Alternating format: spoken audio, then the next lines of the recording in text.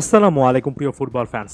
Kylian Mbappe সম্পর্কে অনেকেই বলতে অনুরোধ করেছেন, বিশেষ করে এমবাপে যখন ২ দিন আগে একেবারে অফিসিয়ালি ডিক্লারেশনটা দিয়ে ফেলেছেন যে প্যারিস সেন্ট জার্মেইতে তিনি এ সিজন শেষে আর থাকছেন না। এরপরে রিয়াল মাদ্রিদের মুভমেন্ট, প্যারিস সেন্ট জার্মেই কীভাবে ব্যাপারটা দেখছে, কিলিয়ান এমবাপে নেক্সট কী করতে যাচ্ছেন, অনেকের অনেক প্রশ্ন আছে। পুরো ব্যাপারটা একটু সাম আপ করে নিই।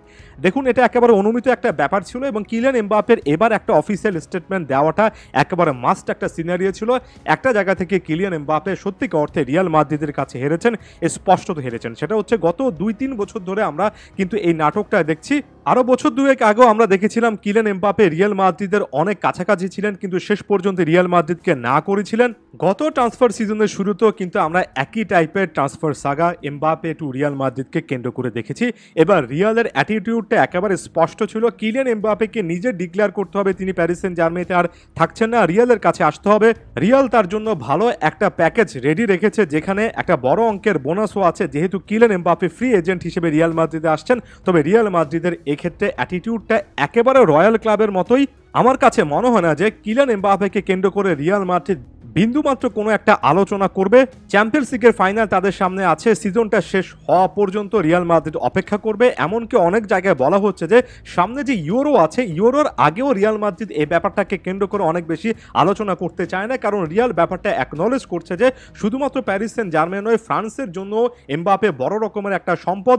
এই সময়ে রিয়াল মাদ্রিদ এমবাপের ব্যাপারে অতিরিক্ত আলোচনা করে তার ফোকাসটা যাতে অন্যদিকে চলে না যায়, ফ্রান্সের সমর্থকরা যাতে খেপে না ওঠেন, সেদিকেই অনেক ভালোভাবে খেয়াল করবে। অর্থাৎ রিয়াল একেবারে প্রফেশনালি খুব কম কথাবার্তা বলে ব্যাপারটাকে শেষ করে আসবে। জুনে একটা হালকা অ্যানাউন্সমেন্ট বা একটা ইঙ্গিত দেওয়ার পরে তারা সামনে আরও অপেক্ষা করতে পারে এবং নতুন সিজনের ট্রান্সফার উইন্ডোতেই কিলিয়ান এমবাপেকে রিয়াল মাদ্রিদ সাইন করেছে এমন টাইপের কার্যক্রম তারা করবে। অর্থাৎ এখানে বাকি ক্লাবগুলো যতই আলোচনা করুক না কেন, যতই কথাবার্তা হোক না কেন, রিয়াল মাদ্রিদ ব্যাপারটাকে একেবারে শান্তভাবে, একেবারে ওই যে একটা কামনেস যে দেখা যায় চাপের মুখে রিয়াল মাদ্রিদের খেলার মধ্যে, সেই একই রকমের অ্যাটিটিউড তাদের কিন্তু থিঙ্ক ট্যাঙ্কও দেখাবে। আর এটার মাধ্যমে তারা প্যারিস সেন্ট জার্মেইয়ের সঙ্গে সম্পর্কে যাতে অবনতি না ঘটে সেটা যেমন এনশিওর করবে, তেমনি একই সঙ্গে এটাও নিশ্চিত করবে যে কিলিয়ান এমবাপে রিয়াল মাদ্রিদের টার্মস মেনে এসেছেন, এই ব্যাপারটা স্পষ্ট হয়েছে।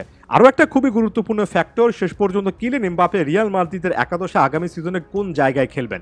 বহুল আলোচিত একটা বিষয়, এখনো প্রশ্ন পাই, এখনো অনেকে ভিনিসিয়াস জুনিয়রকে কেন্দ্র করে প্রশ্ন করেন। আমার কাছে তো মনে হয় ভিনিসিয়াস যে ফর্মে আছেন, ভিনিসিয়াস ফাইনালে যদি এই ফর্মটা দেখাতে পারেন এবং ব্রাজিল যদি এবারের কোপা আমেরিকার সত্যিকার অর্থে ভালো খেলে এবং ভিনিসিয়াস যদি সেখানে কন্ট্রিবিউট করতে পারেন, তাহলে ব্যালন ডিও সংক্রান্ত আলোচনায় ভিনিসিয়াসের নামটাই সবচেয়ে বেশি করে আসতে পারে।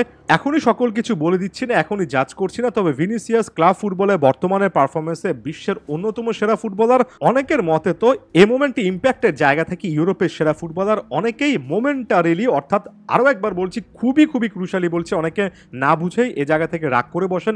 এই মুহূর্তে ভিনিসিয়াস জুনিয়রের ফর্মটা অনেকে মনে করছেন এমবাপের চেয়েও কিন্তু বেটার একটা জায়গা আছে, অন্তত তার ক্লাবের বর্তমান অবস্থা যেটা, সেটার প্রেক্ষিতে বলতে হয়। আমার কাছে ব্যাপারটা অনেক বেশি সারপ্রাইজিং হবে। রিয়াল মাদ্রিদ বছরের পর বছর যে একটা স্ট্যান্ডার্ড সেট করেছে সেটা থেকে বের হয়ে এসে তারা যদি ভিনিসিয়াস জুনিয়রকে বাধ্য করে ভিন্ন একটা পজিশন, ভিন্ন একটা রোলে খেলতে, আমার কাছে মনে হয় কিলিয়ান এমবাপে প্যারিস সেন্ট জার্মেইতে যে জিনিসটা কখনোই চাননি, একজন সেন্টার ফরওয়ার্ড হিসেবে ম্যাচটা স্টার্ট করা, যিনি সবসময় ব্যাপারটাকে পিভট গ্যাং হিসেবে আখ্যায়িত করেছেন, সবসময় এই জিনিসটা দাবি করেছেন যে তার পাশে একজন সেন্টার ফরওয়ার্ড থাকা উচিত। তার এই চরম দাবি রিয়াল মাদ্রিদের শুরুর দিকে হয়তো বা খুব একটা বেশি পাত্তাই পাবে না। এখানে লেফট উইংয়ে ভিনিসিয়াস জুনিয়রকে রেখে কিলিয়ান এমবাপেকে আমি একজন সেন্টার ফরওয়ার্ড বা লেফট উইং ঘেঁষা ফরওয়ার্ড, যাকে অনেকে LWF লেফট উইং ফরওয়ার্ড বলেন, এমন টাইপের একজন প্লেয়ার হিসেবে দেখছি। আপাতত এটা ছাড়া ট্যাকটিক্যাল কোনো একটা ইনোভেশন ডন কার্লো আসলে আনতে পারবেন কিনা সেটার জন্য অপেক্ষা করা ছাড়া কোনো কিছুই দেখতে পাচ্ছি না। আমার কাছে এমবাপে রিয়াল মাদ্রিদে এসে সেটেল হওয়ার আগে Vinicius junior already the untouchable, যাদেরকে অটোমেটিক চয়েস হিসেবে খেলানো উচিত, সেই লিস্টে ভিনিসিয়াস পৌঁছে গিয়েছেন। এটা আমার একান্ত ব্যক্তিগত মতামত এবং আমার কাছে মনে হয় যথেষ্ট যুক্তি আছে এমন টাইপের ধারণার পেছনে।